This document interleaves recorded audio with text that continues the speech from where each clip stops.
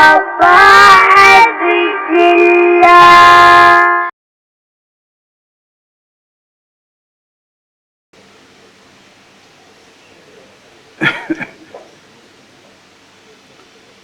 أعوذ بالله من الشيطان الرجيم. بسم الله الرحمن الرحيم. الحمد لله رب العالمين، والصلاة والسلام على أشرف الخلائق أجمعين، سيدنا وسيد الأولين والآخرين، حبيبنا وحبيب إله العالمين، إمام المرسلين وخاتم النبيين، شفيع المذنبين ورحمة للعالمين، أبي القاسم المصطفى محمد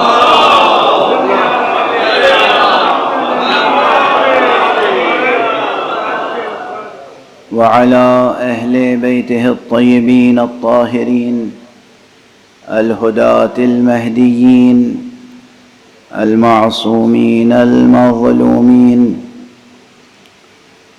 واللعنة الدائمة على أعداء الحق والدين. أما بعد، فقد قال الله تعالى عز اسمه في محكم كتابه ومتقن خطابه. بسم الله الرحمن الرحيم. ألم نشرح لك صدرك ووضعنا عنك وزرك الذي أنقض ظهرك ورفعنا لك ذكرك. صدق الله العلي العظيم.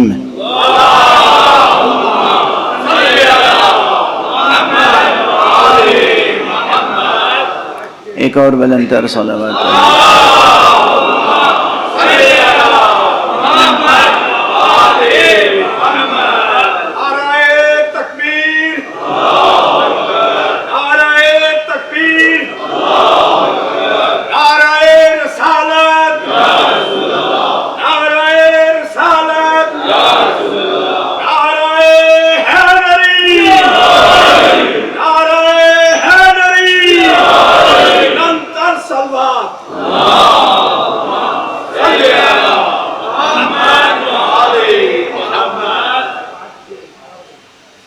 سورہ مبارکہ انشراح خود قرآن مجید کے ان سوروں میں سے ہے جو بطور خاص حضرت ختمی مرتبت صلی اللہ علیہ وآلہ وسلم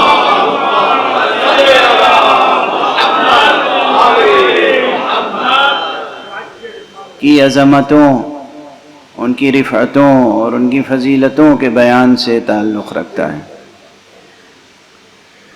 ویسے تو یہ جملہ اس فقیر کا آپ حضرات کو یاد ہوگا، بہت بار گزارش کر چکا ہوں، اور جب پہلی بار میں نے عرض کیا تھا اسی کراچی میں، تو یہیں اپنوں میں سے کوئی ایک صاحب ناخوش ہو گئے تھے، ناراض ہو گئے تھے، معترض ہوئے، یہ آپ کیا کہہ رہے ہیں؟ مگر میں نے تفصیل سے اس کی پھر وضاحت کی۔ وہ جملہ بہت مشہور ہو چکا ہے، دوسرے حضرات بھی شاید اسے آپ حضرات کے سامنے پیش کرتے رہتے ہیں، کہ یوں تو قرآن مجید از اول تا آخر قصیدہ محمد و آل محمد ہے۔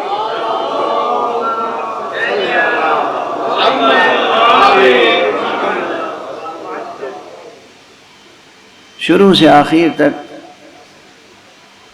یہ قصیدہ توحید بھی ہے، قصیدہ محمد و آل محمد بھی ہے، اور اسی ضمن میں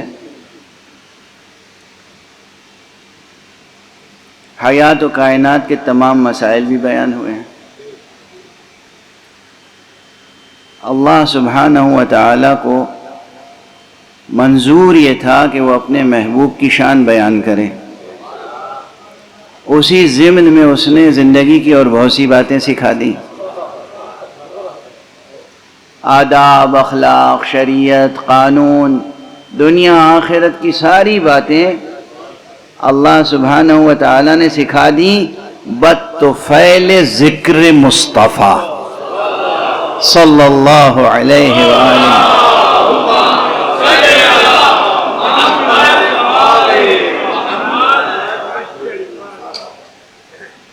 جن لوگوں کو قرآن مجید کی تلاوت کا ذوق ہے اور وہ برابر پڑھتے رہتے ہیں، وہ مجھ سے کبھی پلٹ کے پوچھیں گے نہیں کہ تم یہ کیوں کہہ رہے ہو، کیونکہ یہ بعین ہی قرآن مجید کی آیت کا ترجمہ کیا ہے میں نے، اور کچھ نہیں۔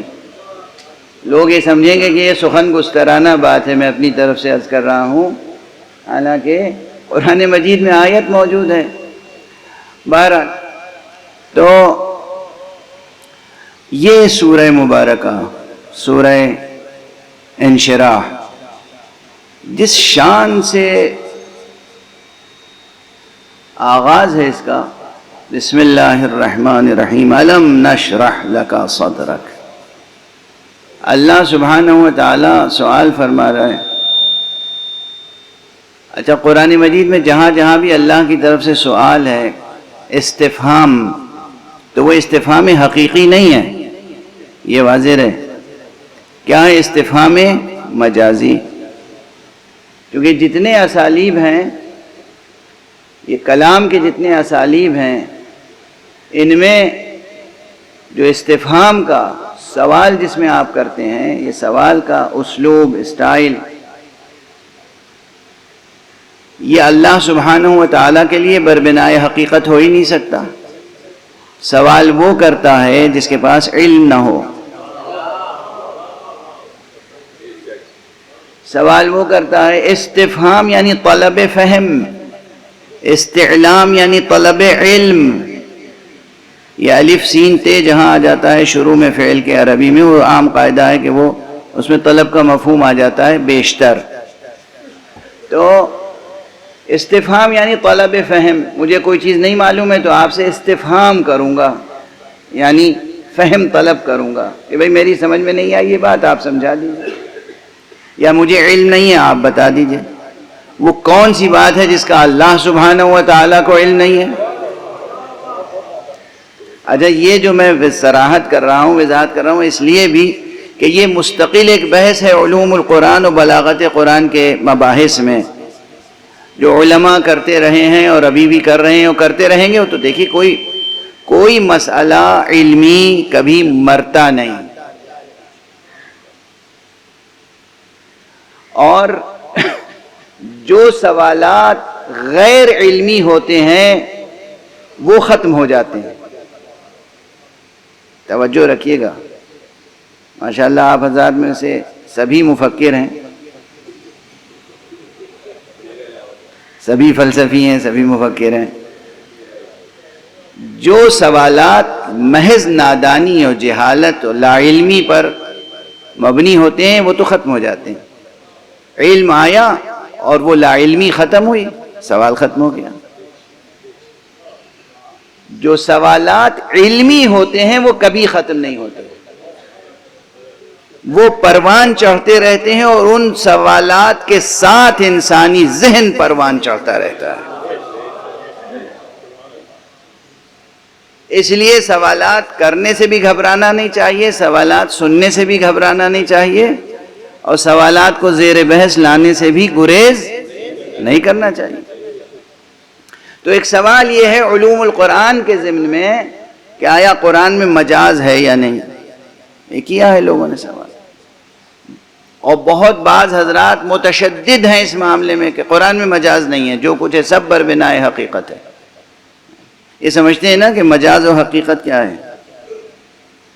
ہمارے بہت سے بچے نہیں سمجھتے ہوں گے تو اجازت دیں کہ میں واضح کر دوں۔ وہی مشہور مثال دے دیتا ہوں جو کتابوں میں ہے اور جو آپ حضرات سنتے رہے ہیں۔ شیر، حیوان درندہ، شیر، اسد، اگر ہم کہیں جنگل میں ہوں، شکار پہ گئے ہوں، اور ہم کہیں کہ میاں سنبھلنا وہ شیر آ رہا ہے، تو یہ جملہ کیا سمجھا جائے گا؟ بربنائے حقیقت، یعنی جس حیوان کے لیے، جس حقیقت کے لیے لفظ شیر یا اسد وضع ہوا ہے، وہ لفظ اسی معنی میں استعمال ہوا، ٹھیک ہے نا؟ وہ ہے بربنائے حقیقت۔ اب یہاں مجلس ہے، یہاں دور دور تک کہیں امکان نہیں ہے کہ وہ حیوان درندہ آ جائے اور ہم لوگ کہیں کسی علمی مسئلے میں محو گفتگو ہوں اور ایک دم سے میں کہوں کہ اب آ گیا شیر، اب دیکھیں کون ٹھہرتا ہے، یعنی اب بحث مباحثے میں کون ٹھہرتا ہے، یعنی یہ شخص جو ہے علمی اعتبار سے سب پر بھاری ہوگا۔ تو یہ لفظ تو شیر ہی استعمال ہوا مگر حیوان درندہ کے معنی میں استعمال نہیں ہوا، تو یہ ہے مجاز۔ سمجھ گئے آپ؟ یہ بالکل مبادیات ابتدائی چیزیں۔ وہ جب شیر کو حیوان درندہ کے معنی میں استعمال کیا جائے تو وہ ہے حقیقت، اور اگر کسی انسان کے لیے استعمال ہو بمعنی بہادری تو وہ ہے مجاز۔ واضح ہوئی بات؟ یہ جو روزانہ سورج نکلتا ہے اور ڈوبتا ہے، اسے ہم کہیں سورج نکل آیا، وہ حقیقت ہے۔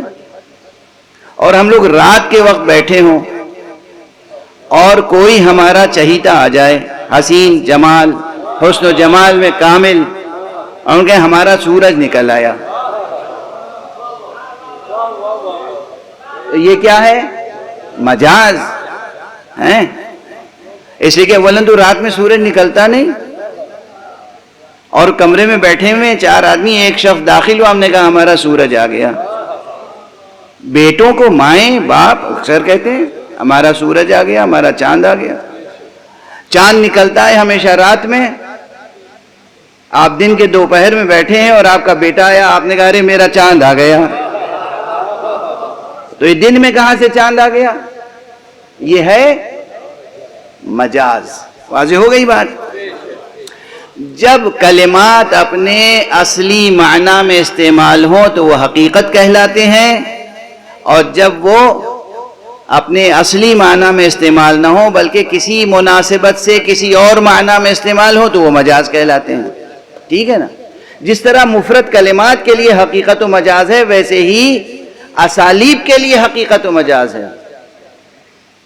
تو جو سوال کا اسلوب ہے، اسلوب استفہام، یہ بھی کبھی حقیقت میں ایک شخص عام ہے، علم نہیں رکھتا، وہ سوال کرے تو وہ حقیقت کی بنا پر ہے۔ ایک شخص عالم ہے اور اپنے شاگرد سے سوال کر رہا ہے، جو استاد اپنے شاگرد کو پڑھا چکا ہے وہ اپنے شاگرد ہی سے سوال کر رہا ہے، تو کیا یہ اس سے علم حاصل کر رہا ہے؟ یہ سوال بربنائے حقیقت نہیں ہے، مجاز ہے۔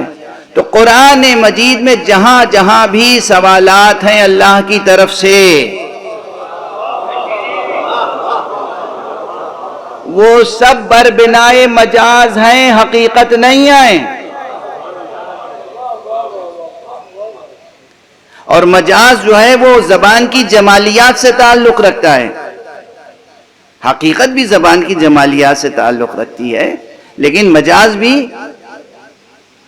زبان کی جمالیات سے تعلق رکھنے والی چیز ہے۔ اب یہاں پر بھی سوال سے شروع ہو رہا ہے سورہ، ایک سورہ اور شروع ہوا ہے، هل اتى على الانسان حين من الدهر۔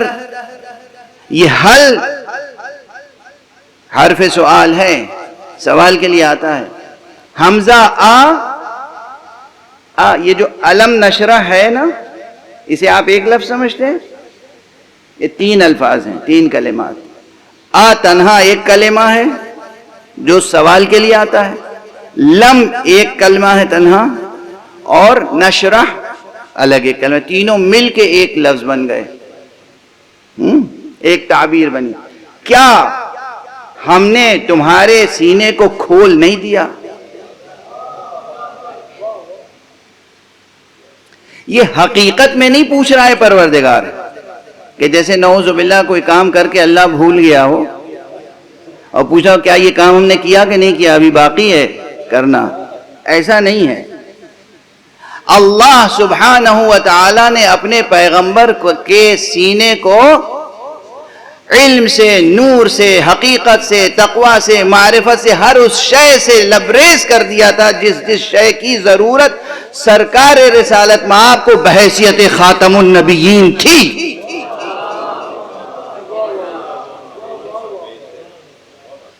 جو کچھ مصطفیٰ کو چاہیے تھا وہ سب مصطفیٰ کو عطا کر دیا تھا پروردگار نے۔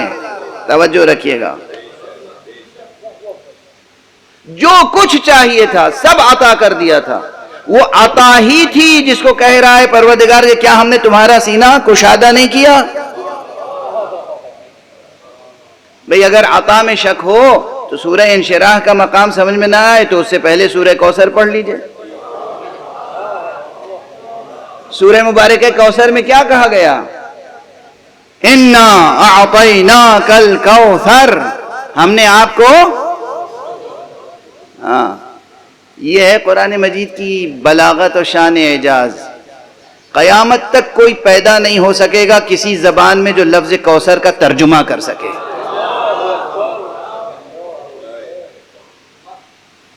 ترجمہ ممکن نہیں ہے اس لفظ کا۔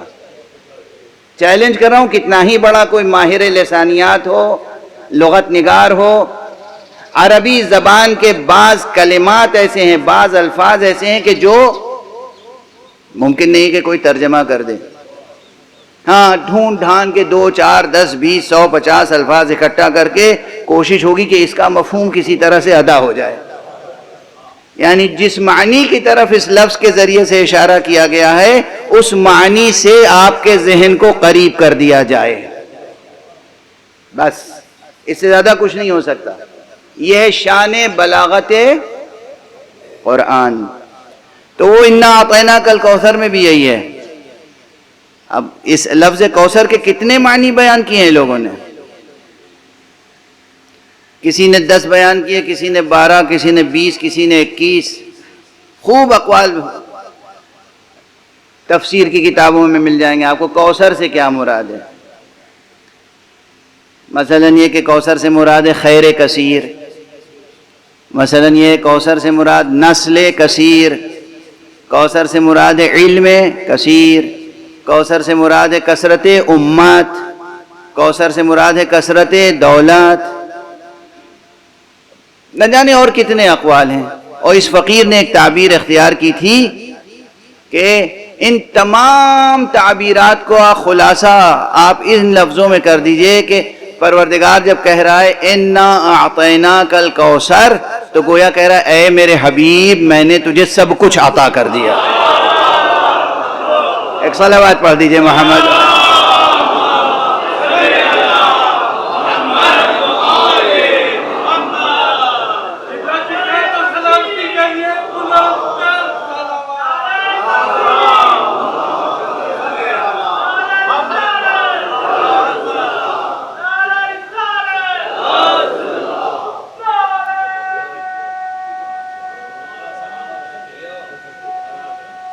اللہ آپ سب کو سلامت رکھے۔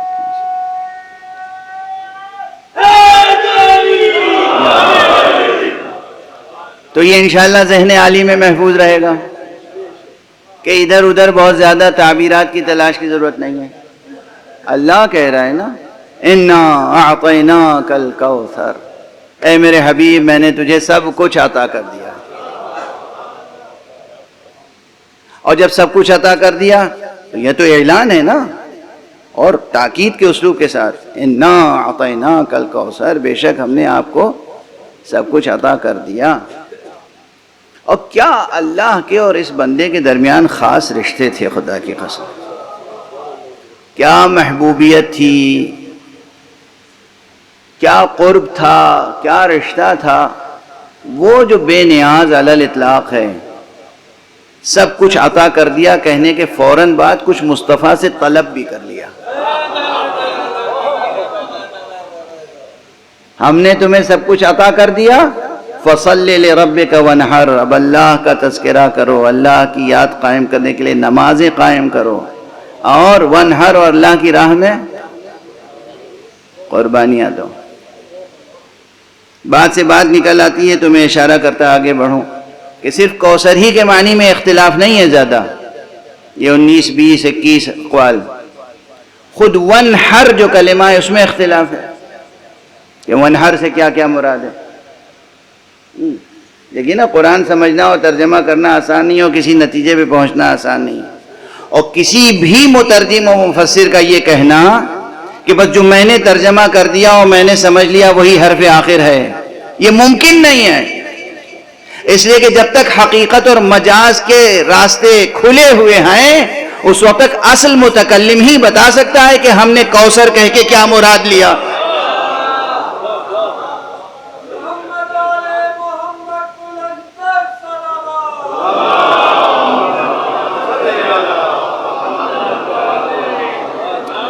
بعض مفسرین میں نے یہ چیز دیکھی ہے کہ ان میں جو تحجر، جمود پیدا ہو گیا اور ضد پیدا ہو گئی. بس میں نے سمجھ لیا، میں نے کہہ دیا، میں نے اپنی کتاب میں بیان کر دیا، بس جو کر دیا وہی ہے. ارے آپ کے اوپر براہ راست جبرائیل نازل ہوئے تھے، جبرائیل نے بتایا تھا کہ اس لفظ کے کیا معنی ہے. جبرائیل تو رسول اللہ کے پاس آتے تھے اور وہ بتاتے تھے اللہ نے یہ پیغام بھیجا، یہ آیت ہے قرآن کی، اس کے اندر یہ ہے.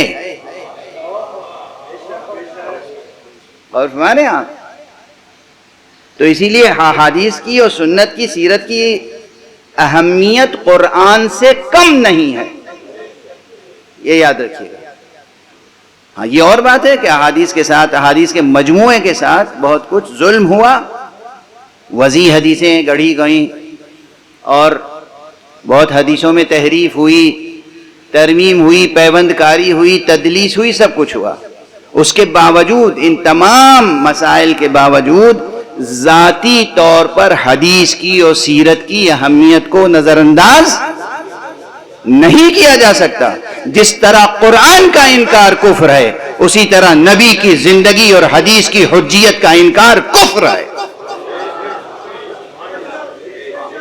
نبی صلی اللہ علیہ وآلہ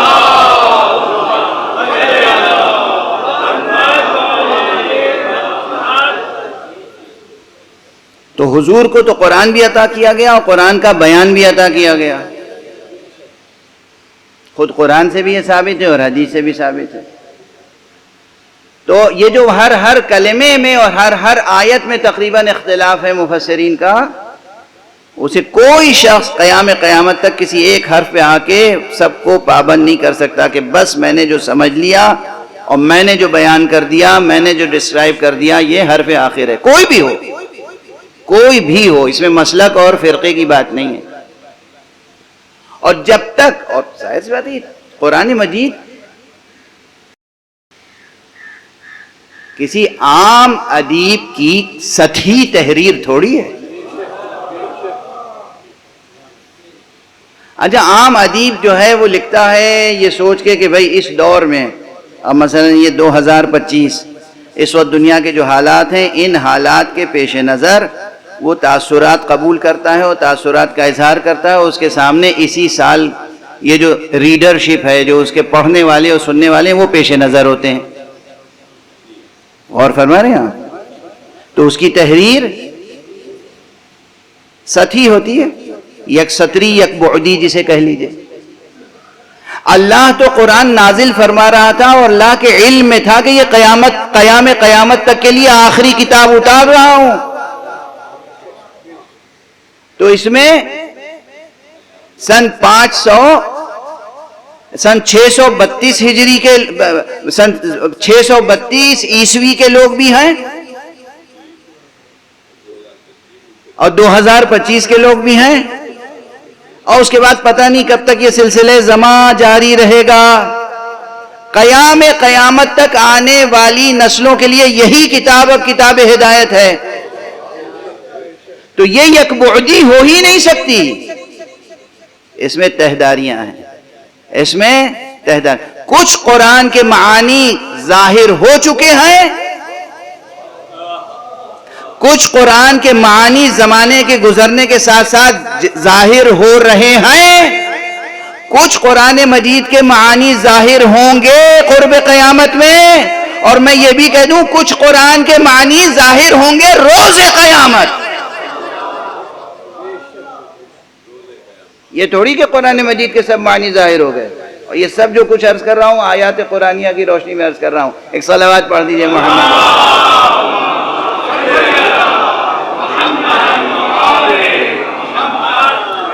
تو جب بھی کوئی کتاب ایسی تہدار ہوگی تو اس میں مجازات کا سلسلہ ہوگا، اس میں ہر کلمہ صرف حقیقت پر مبنی نہیں ہو سکتا، اس میں مجاز ہوگا، تشبیہیں ہوں گی، کنائے ہوں گے، استعارے ہوں گے، اور مجازات کے سینکڑوں علاقے ہوں گے۔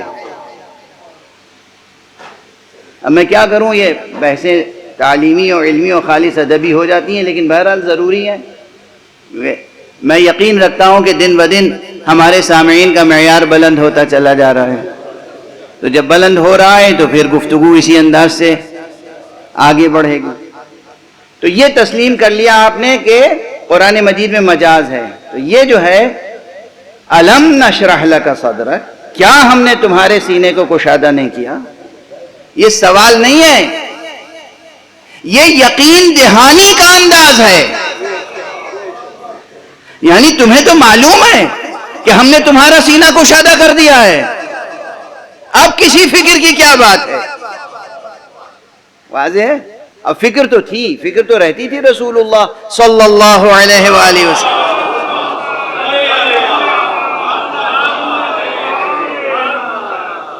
ہر ذمہ دار رہنما کو اور رہبر کو اپنی امت اور امت کے مستقبل اور اپنی تحریک اور تحریک کے مستقبل کی فکر ہوتی ہے۔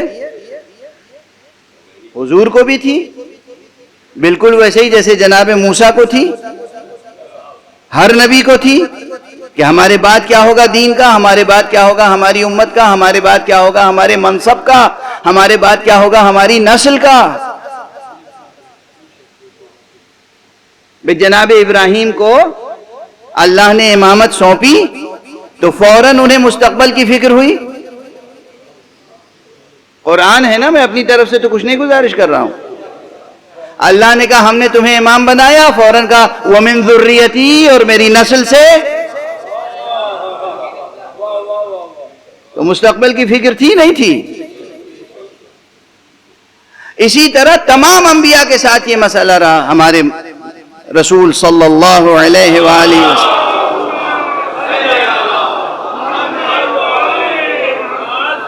کو بھی امت کی بھی فکر تھی،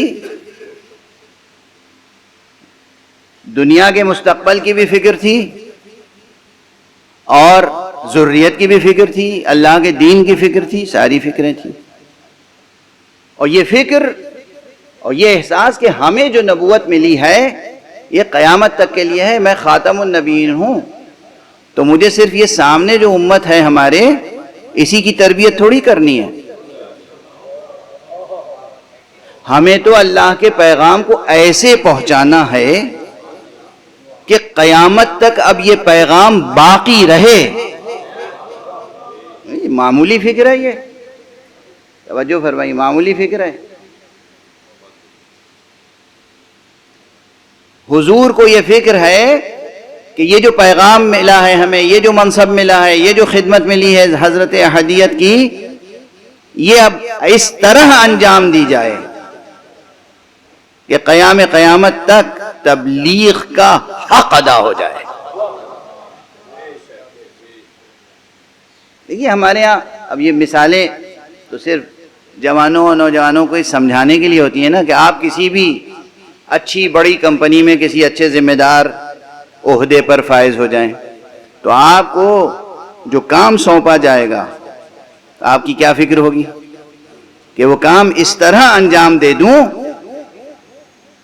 کہ اس کمپنی کی تاریخ میں یہ لکھا جائے کہ اس شخص نے کام کرنے کا حق ادا کر دیا مثالی حیثیت سے، اور جسے اللہ نے مثالی بنا کے بھیجا ہو اس کی مثالیت پسندی کیسی ہوگی؟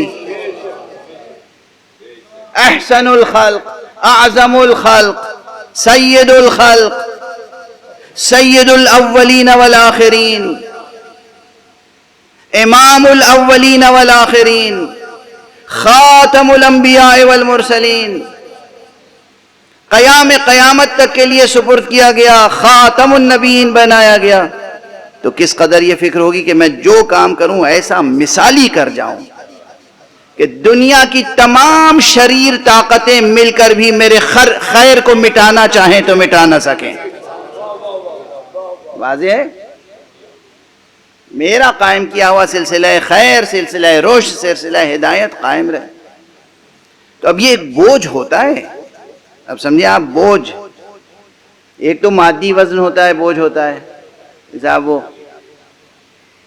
10 کلو، 20 کلو، 50 کلو اور 1 کوئنٹل اور 2 کوئنٹل، یہ وزن ہوتا ہے کیا؟ مادی۔ یہ مادی وزن سے کہیں زیادہ وزن ہوتا ہے فکر کے وزن، کسی ذمہ داری کا احساس۔ اچھا آپ دیکھیے حضور کے سلسلے میں حضور کے امتیوں نے کیا کیا ستم ڈھایا ہے۔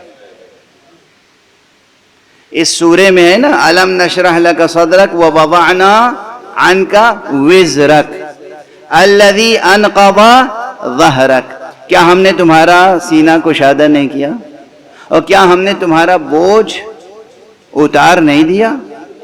جس بوجھ سے تمہاری کمر ٹوٹی جا رہی تھی، کمر جھکی جا رہی تھی۔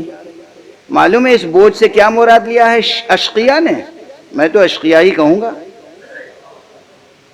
نعوذ باللہ، رسول اللہ صلی اللہ علیہ وسلم کے گناہوں کا تذکرہ ہے یہاں پر، آپ بس برداشت کر لیجئے گا۔ یہ آپ لوگوں کو تعجب ہوتا ہوگا نا کہ یہ ممبر پہ بیٹھنے والے کبھی کبھی اچھی خاصی بات کرتے کرتے ایک دم سے جوش میں آ جاتے ہیں، چہرہ بگڑ جاتا ہے، چہرہ سرخ ہو جاتا ہے، لہجہ تلخ ہو جاتا ہے، اور وہ تلخ ہوتا ہے نہ جانے کتنے زہر کے گھونٹ پینے کے بعد۔ اگر وہ بیان کر دوں تو آپ حضرات دیوانے ہو جائیں۔ کیا کیا خرافات لکھی گئی ہے کتابوں میں۔ حضور کے پیٹھ پر جو بوجھ تھا وہ کاہے کا تھا؟ نعوذ باللہ، 100,000 نعوذ باللہ، 100,000 بار نعوذ باللہ، گناہ، خطائیں، غلطیاں، یہ سب خطا کے پتلے اور خطا کے فرزند۔ ہمیشہ رسول کی سیرت میں خطا ڈھونڈتے ہیں۔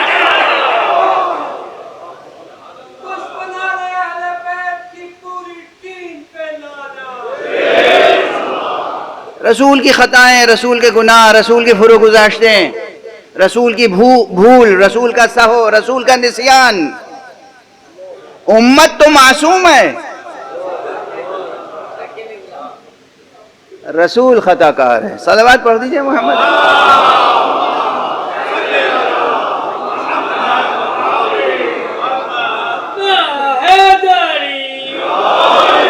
ارے میاں یہ موقع نہیں تھا نعرہ حیدری کا۔ ہاں نعرے کا بھی موقع ہوتا ہے اور صلوات کا بھی موقع ہوتا ہے۔ بات سمجھنے کی کوشش کیا کرو، بات سمجھنے کی کوشش نہیں کر۔ رسمن سن رہے ہیں، رسمن سن رہے ہیں، سب کو نہیں عرض کر رہا ہوں۔ پروردگار آپ حضرات کی ذہانتوں میں اور آپ حضرات کے افہام میں، علوم میں، آپ حضرات کے جذبات، احساسات میں خوب برکت عطا فرمائے اور خوب پروان چڑھائے، اور آنے والی نسلوں کی تربیت آپ کے آغوش میں اور آپ کے سایہ پر برکت میں ہو۔ لیکن بہرحال ایسا ہے مسئلہ ہے کہ بہت سے لوگ رسمن سنتے ہیں اور صرف نعرہ لگانے کا موقع تلاش کرتے رہتے ہیں۔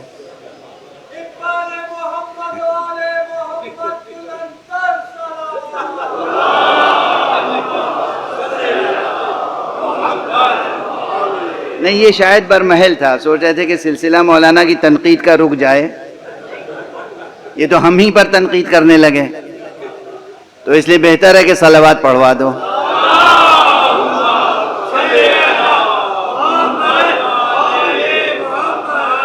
بہرحال دیکھیے کیا کیا ستم ہوا ہے ہمارے پیغمبر پہ، کہ وزر گناہ کو بھی کہتے ہیں، لیکن وزر کے اصل معنی کیا ہیں؟ بوجھ، وزن۔ تو حضور علیہ السلام کے شانوں پہ بوجھ تو تھا۔ کس چیز کا بوجھ تھا؟ اللہ کی رسالت پہنچانی ہے قیامت تک۔ یہ معمولی مسئلہ ہے۔ اگر آپ کو سمجھنا ہو کہ یہ کتنا بڑا مسئلہ ہے، اچھا اس سے پہلے ایک مسئلہ اور ذکر کرتا چلوں بعض مفسرین نے اور ایک شوشہ یہاں چھوڑا. اب کیا کہوں, شوشہ چھوڑا یہی تو کہیں. اور شرح صدر کو شق صدر قرار دے دیا. شرح صدر کی تفسیر میں بعض مفسرین نے شق صدر یعنی رسول پاک کا سینہ, وہ جو کہتے ہیں نا, یہاں جو سرجن حضرات ہوں گے, ہارٹ سرجن, وہ جانتے ہوں گے کہ کامیاب کیا بائی پاس سرجری, سینہ چاک کیا گیا, دل چاک کیا گیا, اور اس میں نعوذ باللہ. ارے آج کا ہمارے مسلم معاشرے میں اچھی نسل کا صحیح حسب و نسب رکھنے والا ایک غیر معصوم انسان اگر متقی ہو, پرہیزگار ہو, اور علم حاصل کرے اور عشق مصطفیٰ حاصل کرے تو ویسے ہی اس کا دل نورانی ہو جاتا ہے.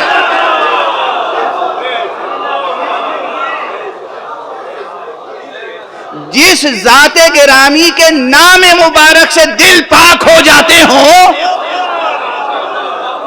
اس کے دل کے لیے ضرورت تھی کہ جبرائیل آئے, فرشتے آئیں, چاک کریں اور اس میں سے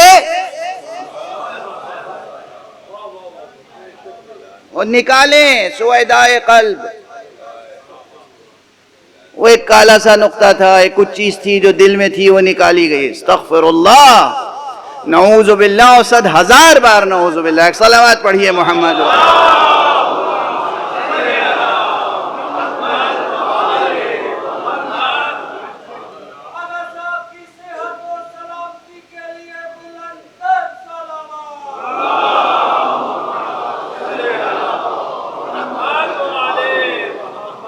تو ساتھ ساتھ چل رہے ہیں نا آپ حضرات. اب آپ کہیں گے کہ سادہ سا ترجمہ کر کے بیان ختم کیوں نہیں ہو جاتا؟ کیسے ختم ہوگا سادہ سا بیان کر؟ کتنے مسائل ہیں اس ایک چھوٹے سے سورے سے متعلق کہ شرح صدر کی بات ہو رہی ہے, اس کو شق صدر بنا دیا گیا. نہیں, شق صدر کا یہاں تذکرہ نہیں ہے, اور شق صدر کا پورے قرآن میں کہیں تذکرہ نہیں ہے. شق صدر سے متعلق چند حدیثیں اور روایتیں ہیں, وہ بھی مکتب اہل بیت میں نہیں ہیں. واضح, اگر ہمارے علماء نے اپنی کتابوں میں جگہ دی ہے ایسی روایتوں کو, تو وہ روایتیں آئی ہیں کہیں سے. چونکہ وہاں روایتیں ہیں اس لیے ہمارے علماء نے بھی اس کو ڈسکس کر لیا, بس اس سے زیادہ نہیں. واضح ہو گئی خلاصہ. جتنے بھی ریسرچرز ہیں جو بھی تحقیق کریں وہ یہ یاد رکھیں کہ یہ روایت شق صدر کی کہ واقعاً دل چیرا گیا اور دل میں سے کچھ نکالا گیا تاکہ رسول کا دل نورانی ہو جائے. ارے رسول عین نور ہیں, رسول کا ظاہر نور ہے, باطن نور ہے, رسول اول نور ہے, آخر نور ہے. جو رسول کے نام گرامی سے استفادہ کر لے وہ نورانی ہو جاتا ہے.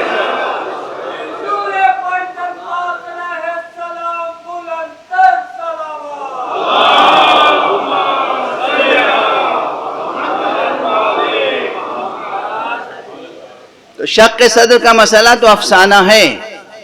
ہمارے بعض بزرگ مفسرین نے اس کی تعویل توجیہ میں کچھ بہت فلسفیانہ یا نیم فلسفیانہ بحثیں کی ہیں. میں ان سے, ہمارے بزرگ ہیں, ہم ان کا قدم چومیں گے, وہ کہیں گے جناب سرکار حضور یہ بات آپ کی درست نہیں ہے. ارے ادھر کی روایتیں خامخواہ اس پہ غور کر رہے ہیں. جو جیسا ہوتا ہے اسے دوسرا ویسے ہی نظر آتا ہے. صلوات پڑھ دیجئے محمد وعلی.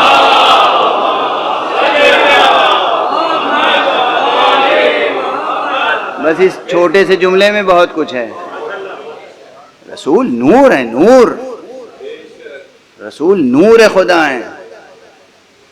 اب وہ کچھ لوگ ہم میں سے بھی پیدا ہو جائیں گے, یہ غالی ہے, عقیل الغروی غالی ہے, عقیل الغروی صوفی ہے, عقیل الغروی گمراہ ہے, عقیل الغروی جو ہے وہ رسول کو خدا بنا دیتا ہے, علی کو خدا بنا دیتا ہے. ابھی کل رات کی مجلس میں نے کہا کہ علی کو خالق نہ کہو, علی کو رازق نہ کہو. یہ بھی نہ کہو کہ علی جو ہے رزق بانٹنے والے ہیں, رزق تو علی کے نوکر بانٹتے ہیں.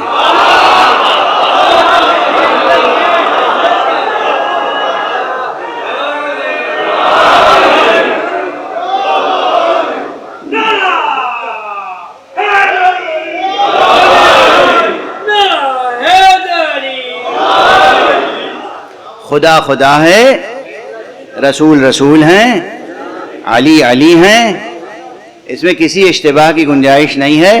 اب دنیا والے یہ غور کر لیں کہ اللہ کہہ رہا ہے، ابھی جو میں کہتا انا اعطیناک الکوثر، اے رسول ہم نے آپ کو سب کچھ دے دیا، اب اس نے کیا کیا دیا؟ آپ کو اگر خبر نہیں ہے تو میری کیا مجبوری؟ اگر آپ نے جستجو نہیں کی، آپ تک بات نہیں پہنچی کہ اللہ نے رسول کو کیا کیا دیا، رسول نے علی کو کیا کیا دیا، اللہ نے علی کو کیا کیا دیا۔ آپ میں سے کتنے ہیں جو کہتے ہیں کہ ماشاءاللہ اللہ نے ہمیں بہت کچھ دیا ہے؟ آپ کو اللہ نے بہت کچھ دیا ہے، سوچیے علی کو کیا کیا دیا ہوگا۔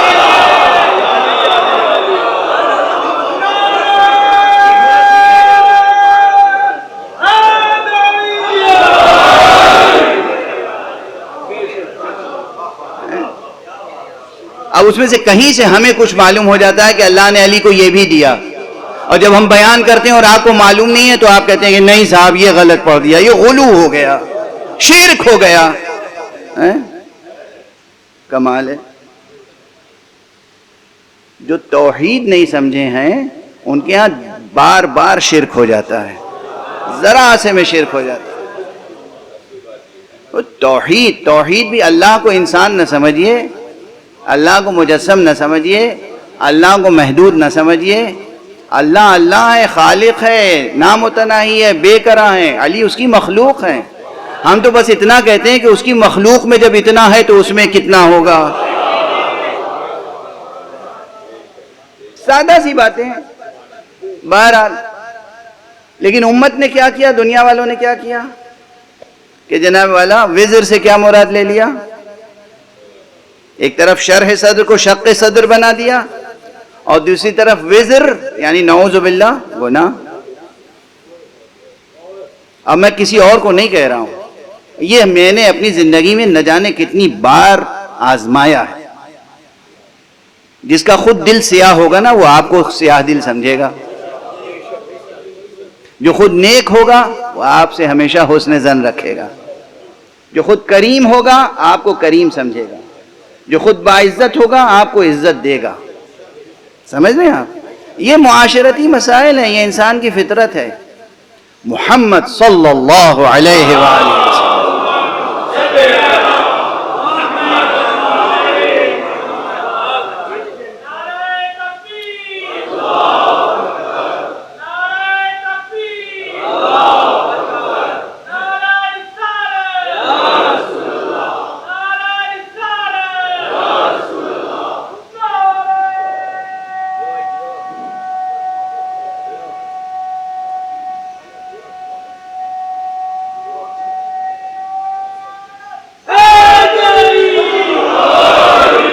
جزاکم اللہ۔ اب میں تیزی سے، اب وقت گزر گیا، آپ حضرات نے زیادہ نعرے بھیجے تو وقت گزر گیا، میں بیان کم کر سکا، وقت گزر گیا۔ کل مجھے احساس ہوا تھا کہ کچھ زیادہ ہی میں نے سما خراشی کی تھی۔ بہرحال ایک صلوات پڑھ دیجئے محمد۔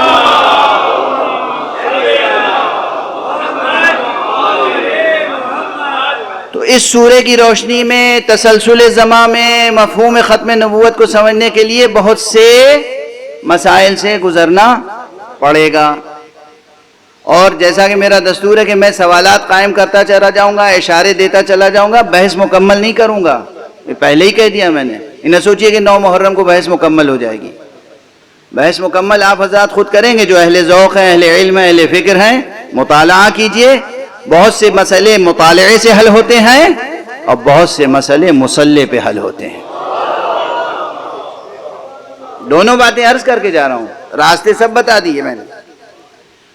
پہلا کام ہے کتاب اٹھائیے، مطالعہ کیجئے خود، پھر اس فن کے ماہر کے پاس جائیے، اس سے سیکھیے، جب وہ کچھ بتائے تو پھر اس کو دوبارہ آ کے اس پر غور کیجئے، اور اس کے بعد کتاب بند کر کے رکھ دیجئے، وضو کر کے مصلی پہ آ جائیے۔ پروردگار یہ علمی مسائل ہیں، علم تو نور ہے، اور تیرا اعلان ہے، تیرے نبی نے یہ اعلان کیا ہے کہ العلم نور یقذفہ اللہ فی قلب من یشاء، علم ایک نور ہے، اللہ جس کے دل میں چاہتا ہے ڈال دیتا ہے۔ اچھا یہاں پہ بھی ایک جملہ کہہ کے چلوں، نبوت ختم ہو گئی بے شک رسول پر، وحی اب نہیں آنے والی ہے وہ اصطلاحی وحی جو نبوت لے کے آتی ہے، لیکن یہ ہم میں سے ہر ایک کا تجربہ ہے۔ ملت اسلامیہ میں کتنے علماء ہیں جو اس حدیث پہ یقین رکھتے ہیں کہ علم تو نور ہے، اللہ جس کے دل میں چاہتا ہے ڈالتا ہے۔ تو آپ کے دل میں اللہ نور علم ڈال سکتا ہے؟ اور اگر ہم کہیں کہ ہمارے 12 امام وہ ہیں جنہیں اللہ علم عطا کرتا ہے، تو آپ اسے شرک پھر نبوت قرار دیتے ہیں۔ نبوت میں شرک ہو گیا۔ ارے کیسے نبوت میں شرک ہو گیا؟ ہم کیا یہ کہہ رہے ہیں کہ وحی نازل ہوئی؟ کسی امام پر وحی نازل نہیں ہوئی۔ وحی نبوت، وحی ہدایت محمد صلی اللہ علیہ وآلہ وسلم پر تمام ہو گئی۔ اب وہ وحی لے کر جبرائیل نہیں آتے، مگر اہل بیت مصطفیٰ اور آل مصطفیٰ کا یہ شرف اپنی جگہ ہے کہ جبرائیل آتے ہیں، کبھی حسنین کا جھولا جھولانے کے لیے آتے ہیں، کبھی سیدہ کو تسلی دینے کے لیے آتے ہیں، کبھی ان کی خدمت کرنے کے لیے آتے ہیں، اللہ کی طرف سے خصوصی پیغامات لاتے ہیں، اللہ ان کے دل پہ الہام فرماتا ہے، یہ محدث ہیں، ملہم من اللہ ہیں۔ اور یہ چیزیں آپ غیروں کے لیے تو قائل ہیں، ائمہ اہل بیت کے لیے قائل نہیں ہیں۔ کیا ستم!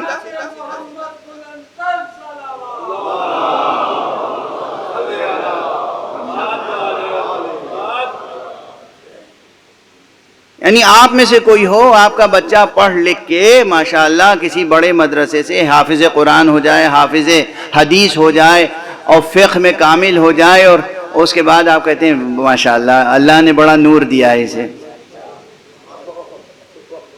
اب وہ حدیث پڑھ کے سنائے، العلم نور یقذفہ اللہ فی قلب من یشاء، علم تو نور ہے، اللہ جس کے دل میں چاہتا ہے ڈالتا ہے۔ یعنی میرے دل میں اللہ نے نور ڈال دیا، آپ کے دل میں ڈال دیا۔ اور جب اہل بیت کا تذکرہ ہوگا تو یہ اتنا سا بیان بھی برداشت نہیں ہے،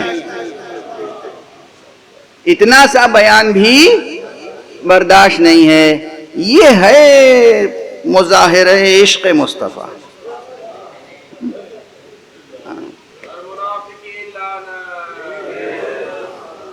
واقعاً کبھی کبھی میں کیا عرض کروں، آپ جیسے میں ضبط کرتا ہوں آپ لوگ بھی کر لیا کیجئے، ٹھیک ہے نا؟ ایک صلوات پڑھ دیجئے۔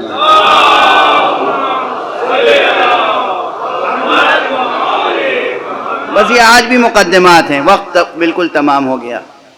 الم نشرح لک صدرک، یہ مقام بھی ان مقامات میں سے ہے کہ جس پر اگر اس کی گہرائی میں غور کریں تو مباحث جا کے جڑ جاتے ہیں مبحث ختم نبوت سے۔ اور اسی طرح سورہ کوثر ہے، انا اعطیناک الکوثر، یہ پورا سورہ اس کے مباحث کی گہرائی میں اترے، یہ مباحث بھی جا کے ختم ہوتے ہیں مقام ختم نبوت و حقیقت ختم نبوت سے، بشرطے کہ اس طرح آپ بحر معانی قرآن میں غواصی کا ہنر رکھتے ہوں، تب آپ اس کی تہ میں جا کے وہ موتی رول کے لائیں گے۔ بات یہی روک رہا ہوں آج، ابھی تک ترجمہ بھی تو نہیں کیا تھا نا میں نے پورا۔ الم نشرح لک صدرک، اے حبیب کیا ہم نے آپ کے سینے کو کشادہ نہیں کیا؟ ووضعنا عنک وزرک، اور کیا آپ کے بوجھ کو ہلکا نہیں کر دیا؟ یہ گناہ کا بوجھ نہیں ہے، یہ احساس ذمہ داری رسالت ہے، یہ احساس ذمہ داری نبوت ہے، یہ احساس ذمہ داری تبلیغ ہے، یہ وہ بوجھ ہے۔ اور اللہ ہی نے بوجھ ڈالا، اللہ ہی کہہ رہا کیا ہم نے اتار نہیں دیا؟ ووضعنا عنک وزرک، اور آپ کے شانے سے بوجھ اتار نہیں دیا۔ الذی انقض ظہرک، وہ بوجھ جو آپ کی پشت کو خم کیے دے رہا تھا، کمر خمیدہ ہوئی چلی جا رہی تھی، یہ استعارہ ہے، یہ استعارہ ہے، یہ مجاز ہے۔ جس طرح وہ استفہام مجاز ہے اسی طرح یہ تعبیر مجاز ہے۔ وَرَفَعْنَا لَكَ ذِكْرَكَ، اور ہم نے آپ کی خاطر سے آپ کے ذکر کو بلند کیا۔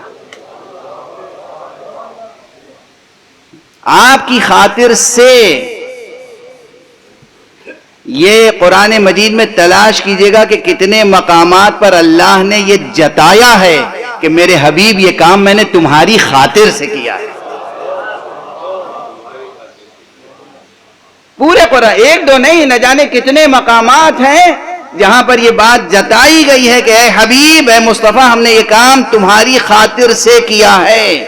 اور اگر آپ حضرات کے حافظے میں بات محفوظ رہ گئی ہو تو بہت اچھی بات ہے، اور بھول گئے ہوں تو میرے لیے اچھی بات ہے، کیونکہ میں ایک جملہ اپنا دہرانا چاہتا ہوں جو اس منبر پہ پڑھ چکا ہوں شاید 10 12 20 برس پہلے، جب پہلے یہاں آیا کرتا تھا۔ جو جو چیزیں اللہ نے اپنے نبی کی خاطر سے کی ہیں، نبی کی خاطر سے، ان میں ایک قبلے کا تعین بھی ہے۔ ساری دنیا میں مسلمان نماز پڑھتے ہیں اللہ کی خاطر، قبلے کی طرف رخ کر کے کھڑے ہوتے ہیں اللہ کی خاطر، خود قبلہ اللہ نے معین کیا مصطفیٰ کی خاطر۔ اور یہ کوئی ضعیف روایت نہیں ہے، یہ قرآن مجید ہے۔ قد نرى تقلب وجهك في السماء فلنولينك قبلة ترضاها، اے میرے حبیب میں دیکھ رہا ہوں کہ آپ آسمان کی طرف دیکھتے ہیں، صرف دیکھتے ہیں، کہتے کچھ نہیں ہیں، صرف دیکھتے ہیں۔ اور پھر ارشاد کیا ہوا؟ فَلَنُوَلِّيَنَّكَ قِبْلَةً تَرْضَاهَا، اب ہم آپ کے رخ کو اس قبلے کی طرف موڑ دیں گے جس سے آپ راضی ہو جائیں گے۔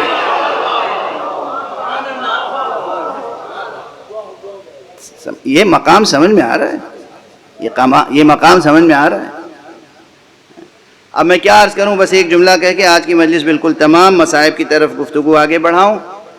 ایک جگہ بحث ہو رہی تھی، اور چھپی ہوئی بحث ہے، نیاز فتح پوری کا نام شاید سنا ہو لوگوں نے، کیونکہ اردو میں گفتگو ہو رہی تو اردو کے حوالے دیتا ہوں، اب عربی میں گفتگو ہو تو پھر عربی کے حوالے براہ راست آئیں گے۔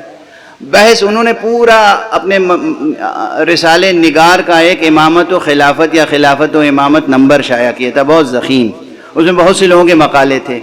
آخر میں انہوں نے اپنا محاکمہ لکھا، اس میں کہا میں نے تمام دلیلیں پڑھ کر، تمام مقالات پڑھ کر جس نتیجے پہ پہنچا ہوں وہ نتیجہ یہ ہے کہ رسول چاہتے تو یہی تھے کہ ان کے بعد علی ان کے جانشین ہوں، امت نے اسے قبول نہیں کیا۔ یہ میرا جملہ نہیں ہے، کہ تمام بیانات اور تمام حدیثیں اور تمام تاریخی شواہد سے نتیجہ نکلتا حضور چاہتے تو یہی تھے مگر امت نے قبول نہیں کیا۔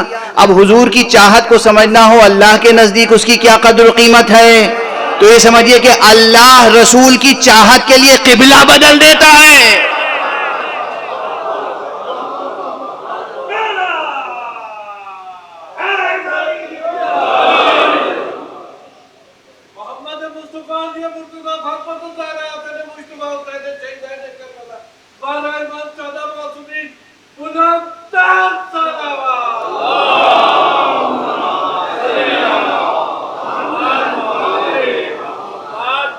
رسول کی چاہت، رسول کی چاہت، کتنی باتیں ہیں جو قرآن نے کہا کہ اے رسول ہم نے یہ آپ کی خاطر سے کیا، آپ کی خاطر سے کیا، نہیں آپ نے چاہا تو ہم نے کر دیا، یا آپ کو خوش کرنے کے لیے کیا، آپ کو راضی رکھنے کے لیے کیا۔ اللہ نے بہت سے کام اس لیے کیے کہ مصطفیٰ راضی ہو جائے۔ بس کیا شقاوت ہے اس امت کی، اللہ یہ چاہتا رہا کہ مصطفیٰ راضی ہو جائیں، اور امت نے مصطفیٰ کو ناراض کرنے میں کوئی کسر نہیں چھوڑی۔ کربلا کس چیز کا نام ہے؟ کتنی بار یہ بتایا جائے کہ جناب پیغمبر حضرت امام حسین کو کتنا چاہتے تھے، کتنا چاہتے تھے، کس قدر محبت تھی، قولاً عملاً کس کس طرح حضور نے اظہار کیا حسین سے محبت کا۔ مگر کربلا میں حسین پہ کیا ستم ٹوٹا، مدینے میں کیا کیا مصیبتیں توڑی گئی۔ صرف مدینہ چھوڑنا کتنی بڑی مصیبت تھی، کسی کو مدینے میں رہنے نہ دیا جائے، کس کو؟ آقا حسین کو تو مدینے کے ذرے ذرے سے محبت تھی۔ مدینے میں رہنے نہیں دے گیا مکے میں رہنے نہیں دیا گیا، مکہ بھی چھوٹا۔ کعبے سے کس قدر عشق تھا حسین کو، کعبے سے کتنی محبت تھی، مکے سے کتنی محبت تھی۔ کتنے حج کیے تھے جناب سید الشہداء نے پیادہ پا، پیدل حج کیے تھے، سواریاں ساتھ ساتھ رہتی تھیں لیکن آپ پیدل جاتے تھے۔ نہ مدینے میں رہنے دیا گیا، نہ مکے میں رہنے دیا گیا، اور کوفے والوں نے بلایا تھا مگر کوفے میں داخل نہیں ہونے دیا گیا۔ کوفے سے ذرا فاصلے پر کربلا کے بند میں حسین کو اترنا پڑا۔ 2 محرم کو پہنچے اور پھر تاریخیں گزرتی رہیں یہاں تک کہ عاشور کا دن آ گیا، اور عاشور کو جو قربانیوں کا سلسلہ شروع ہوا وہ بھی قیامت خیز سلسلہ ہے۔ کس میں سکت ہے جو کربلا پوری پڑھ سکے؟ ہر سال بیانات ہوتے ہیں مگر ابھی نہ جانے کتنے واقعات ہیں المناک جن کا تذکرہ نہیں ہوتا، کبھی کسی نے کر دیا، کبھی کسی نے کر دیا۔ آج یہاں آنے سے پہلے، ممبر پہ آنے سے پہلے ایک کتاب پڑھ رہا تھا، مناقب ابن شہر آشوب۔ کتاب مناقب مشہور کتاب ہے اور اس کے مصنف فقیہ، رجالی، محدث، عظیم الشان عالم ہیں۔ انہوں نے جو واقعات لکھے ہیں اپنی 40 برس کی عمر میں ابھی تک ممبر پہ پڑھ نہیں سکا ہوں تمام واقعات۔ عموماً آج 5 محرم کو جناب زینب کے 2 بچوں کا تذکرہ ہو، مگر میں بتاؤں کہ کربلا میں کتنے بچے اور کون کون بچے شہید ہوئے؟ اجرکم علی اللہ۔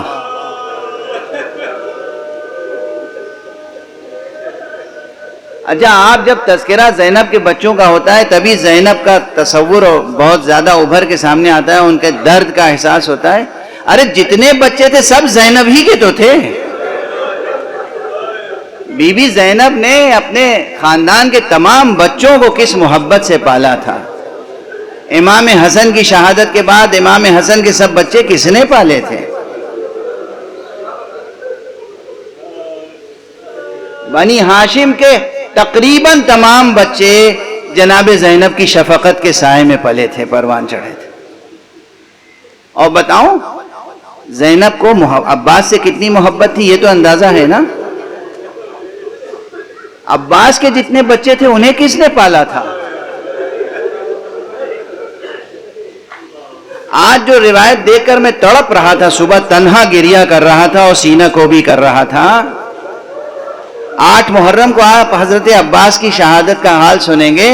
ارے حضرت عباس کی آنکھوں کے سامنے عباس کے بچے بھی شہید ہوئے ہیں۔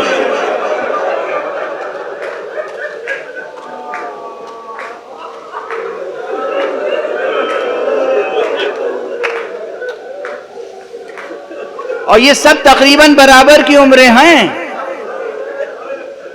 بعض کتابوں میں ہے کہ جناب عباس کے 5 بچے تھے، بعض کتابوں میں 2 تھے، بعض کتابوں میں 3 تھے، وہ اختلاف اپنی جگہ۔ میں اکثر کہتا ہوں ممبر پہ میں ایک مورخ کی حیثیت سے تصفیہ کرنے کے لیے نہیں بیٹھتا ہوں، لیکن حضرت ابو الفضل عباس کے کچھ بچے ابو الفضل عباس کی نگاہوں کے سامنے شہید ہوئے،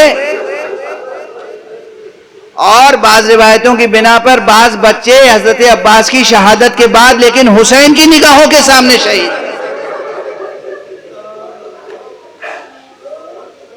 حضرت عباس کے ایک بچے کا نام تھا فضل، جس سے آپ کی کنیت ہے ابو الفضل۔ حضرت عباس کے ایک بچے کا نام تھا عبید اللہ۔ حضرت عباس کے ایک بچے کا نام تھا قاسم۔ حضرت عباس کے ایک بچے کا نام حسن بھی بتایا جاتا ہے۔ حضرت عباس کے ایک بچے کا نام محمد بتایا جاتا ہے، اور یہ محمد کی عمر جو ہے 10-11 برس کی تھی، جسے کہا جاتا ہے کہ حضرت عباس خود لے کر آئے امام حسین کے پاس، کہا میرے اس بچے کو بھی جہاد کی اجازت دے دی۔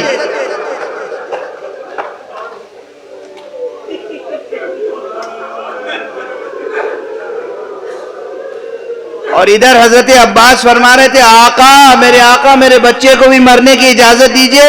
ادھر زینب تڑپ گئی عباس ابھی میرے بچے سلامت ہیں.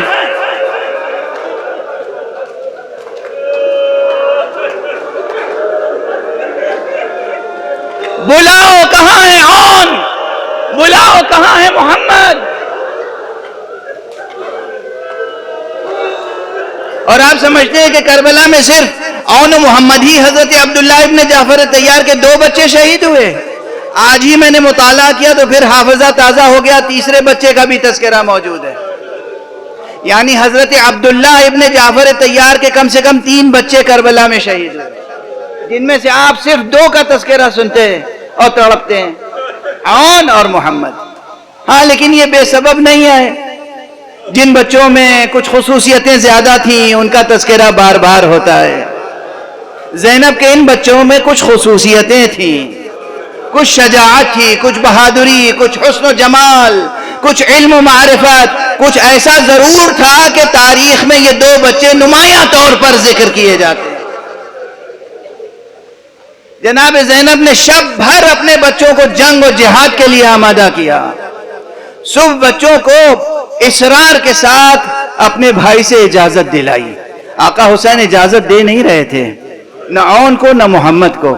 زینب نے خوب واسطے دیے اور اس کے بعد مجبور کیا بھائی کو کہ اذن جہاد دے دیں. بچے گئے, بچوں نے جہاد کیا, خوب جہاد کیا. خوب تاریخوں میں یہ تک ہے کہ کتنے سوار قتل کیے, کتنے پیادہ قتل کیے. لیکن بچے تو بچے ہی تھے, نوجوان تھے. جہاد کرتے کرتے اور وار دشمن کا سہتے سہتے پھر ان سے گھوڑوں پہ ٹھہرا نہ گیا. اور بچے جب زمین پہ آئے تو آواز دی, ماموں جانا پر ہمارا آخری سلام. یا حسین ہمارا آپ پر آخری سلام. فرزند رسول ہمارا آپ پر آخری سلام. حسین تیزی سے تشریف لائے, بچوں کے لاشیں اٹھا کے خیمے میں لے گئے. یہ بات ناقابل اس ممکن نہیں ہے کہ کوئی شخص اس بات کو فراموش کرے اور ذکر نہ کرے. یہ قابل فراموش بات نہیں ہے کہ عباس کے بچے آئے تو زینب آگے تھی, حسن کے بچے آئے تو زینب آگے تھی. جتنے بچے آئے بنی ہاشم کے زینب آگے تھی, لیکن جب عون و محمد آئے تو زینب نظر نہیں آئی.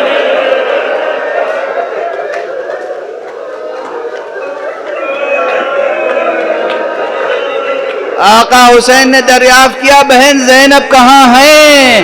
فضہ نے آ کے کہا آقا وہ سجدہ شکر میں آئے. پروردگار تیرا شکر کہ تو نے میرے بچوں کی قربانی قبول فرما.